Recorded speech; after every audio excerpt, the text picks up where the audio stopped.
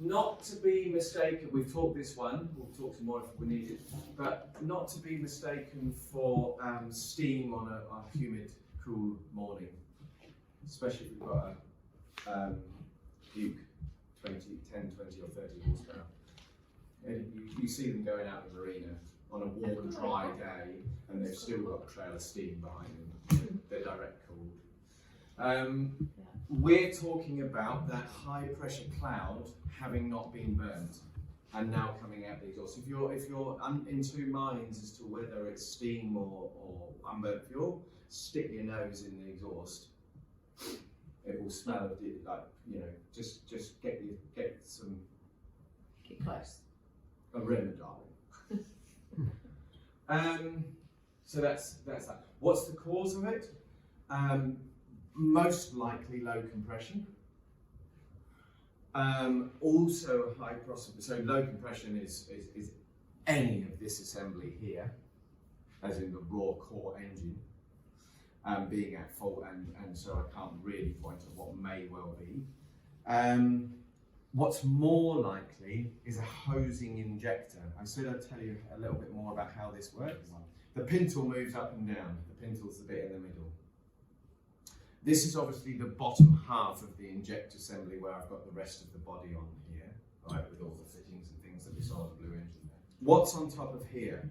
On top of here is a spring so solid that it can resist that 50,000 horsepower, 50,000 psi of hydraulic jacking pressure that's going on underneath there, until it reaches something called the crack popping pressure. An injector pop tester. An injector pop test, have you ever heard of that? That's where I'm going to put this injector on a very, very simple mechanical pump with a gauge on it that sits at the pop pressure when this lifts off its seat. All right? So I jack the handle on, it increases the hydraulic pressure in the lines of the injector, and then lifts this off the seat, and it literally creaks, and pops. If, for whatever reason, seating integrity here of the seal, degradation from water in the fuel of the springs corroded, or incorrect setting from manufacturer, which is why we just spent $500 at the pump shop before we left around New Zealand, is with all of the injector pressures were all consistently below the actual pop pressure, and we actually had an opposite. We had a black smoking issue. I'll talk to that one in a moment. But the consistently low pressure, which meant that they were set up wrong at the last injection shot, and we had water damage through them, blah, blah, blah, blah, blah.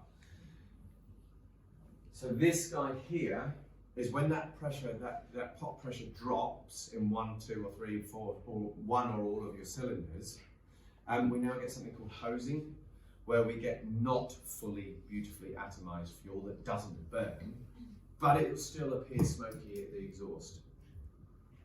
That was a long way of telling you that, wasn't it?